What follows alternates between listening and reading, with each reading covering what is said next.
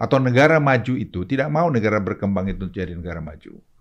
Jadi kalau bukan dari kita sendiri membuat kita jadi negara maju, nggak akan jalan, deh. Orang suruh hajar kita terus. Ini adalah kata-kata Menko Kemaritiman dan Investasi Luhut Binsar Panjaitan dalam wawancara bersama Deddy Corbuzier ketika mendiskusikan kondisi Indonesia yang saat ini tengah terpuruk karena COVID-19. Luhut sendiri saat ini memang dipercayakan untuk mengomandoi pelaksanaan pemberlakuan pembatasan kegiatan masyarakat atau PPKM darurat. COVID-19 memang melahirkan banyak pertanyaan besar. Selain soal konsen pergerakan Indonesia sebagai sebuah negara seperti yang dibilang Pak Luhut, kita juga menyaksikan fenomena tidak menyenangkan ketika terjadi penimbunan masker, hand sanitizer, vitamin C, dan sekarang terjadi pula pada tabung oksigen serta produk-produk kesehatan lainnya. Terkait hal ini, Pak Luhut juga sempat bilang bahwa pemerintah akan menindak tegas dan merazia seluruh gudang-gudang jika ada indikasi terjadi penimbunan komoditas tersebut. Tentu pertanyaannya, mengapa peristiwa ini terus terjadi? Apakah situasi krisis seperti pandemi tidak memberikan perubahan berarti? Sebelum mulai, jangan lupa subscribe dulu ya. Kalian juga bisa mendaftar jadi member Pinter Politik dan dapatkan konten-konten eksklusif dengan klik tombol join di bawah ini ya. Dan buat yang berminat untuk membeli e-book Pinter Politik, jangan lupa kunjungi toko Pinter Publishing di Tokopedia, Bukalapak, Shopee, dan semua toko online lain kesayangan kalian. Link selengkapnya juga bisa kalian cek di kolom deskripsi. Back to the video, mari kita mulai.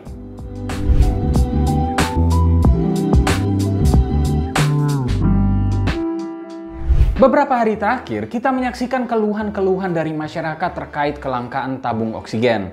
Ini karena tabung oksigen menjadi salah satu alat yang dibutuhkan oleh pasien COVID-19 yang mengalami saturasi oksigen yang rendah. Tuduhan mengarah pula pada adanya indikasi penimbunan dan lain sebagainya. Bahkan di beberapa tempat, harga tabung oksigen bisa sampai 4 juta rupiah.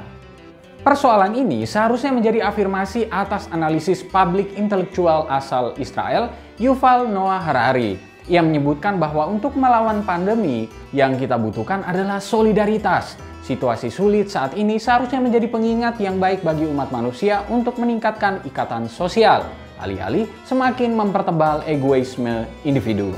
Namun, berulangnya kasus penimbunan dan kenaikan harga berbagai produk kesehatan menimbulkan tanda tanya, mengapa saran Harari justru tidak terjadi?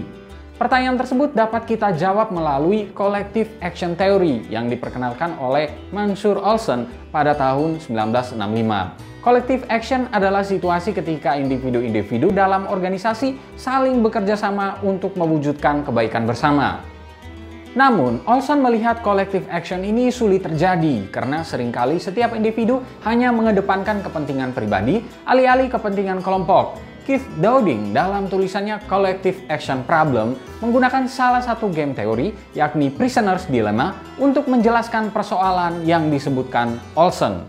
Konsep tersebut menerangkan perihal dua orang narapidana yang jika mampu bekerja sama dapat meringankan hukuman mereka. Berikut adalah pilihan yang diberikan pihak berwajib kepada narapidana tersebut. Pertama, jika salah satu pihak bersaksi atas pihak lain, maka pihak tersebut akan dibebaskan, sementara pihak lain terkena hukuman penjara 3 tahun. Kedua, jika kedua pihak bersaksi, maka masing-masing akan dikenai hukuman penjara 2 tahun. Dan ketiga, jika kedua pihak tidak bersaksi, maka keduanya akan dihukum 1 tahun.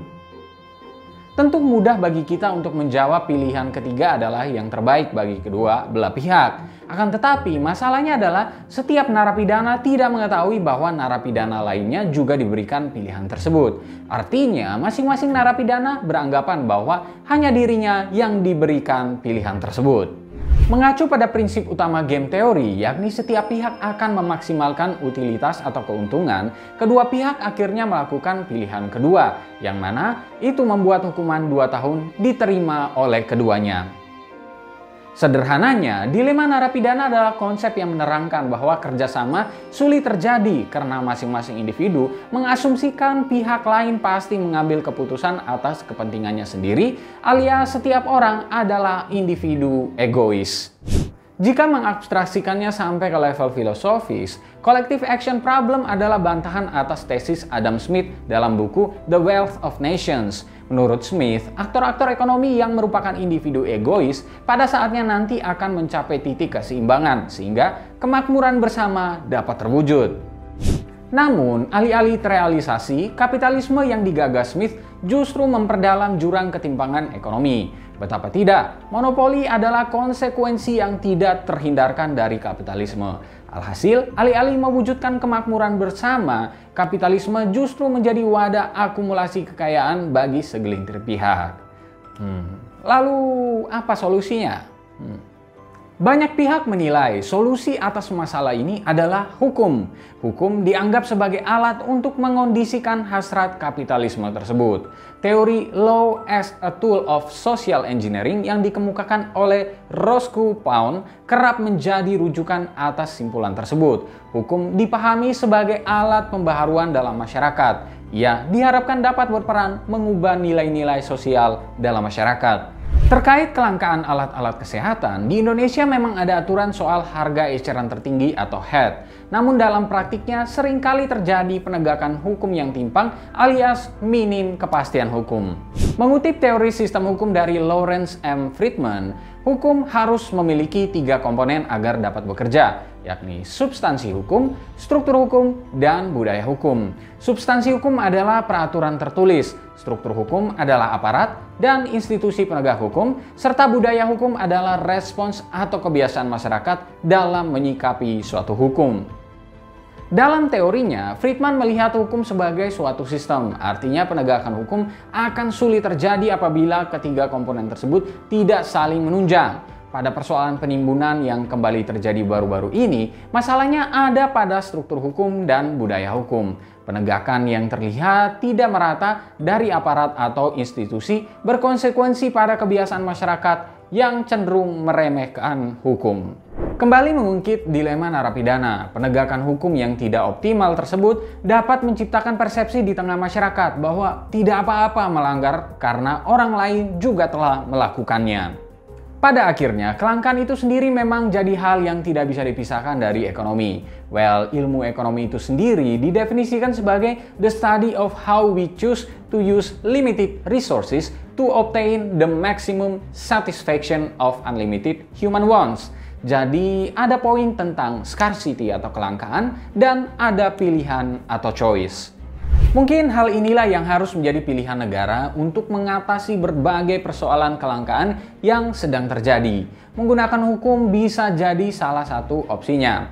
Harapannya pilihan itu bisa membuat kita keluar dari kungkungan kondisi saat ini dan seperti kata Pak Luhut di awal, bisa membuat Indonesia menjadi negara yang lebih maju.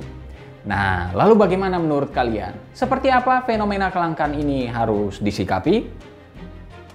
Berikan pendapat. Terima kasih telah menyaksikan video ini. Ini adalah Horizon yang berangkat dari tulisan in-depth di pinterpolitik.com. Jika kalian punya saran atau masukan untuk konten-konten selanjutnya, jangan lupa untuk tinggalkan di kolom komentar di bawah ini. Jangan lupa juga untuk like, subscribe, dan nyalakan lonceng notifikasinya, serta ikuti terus pinterpolitik.com untuk dapatkan informasi seputar fenomena politik di Indonesia. Bye-bye.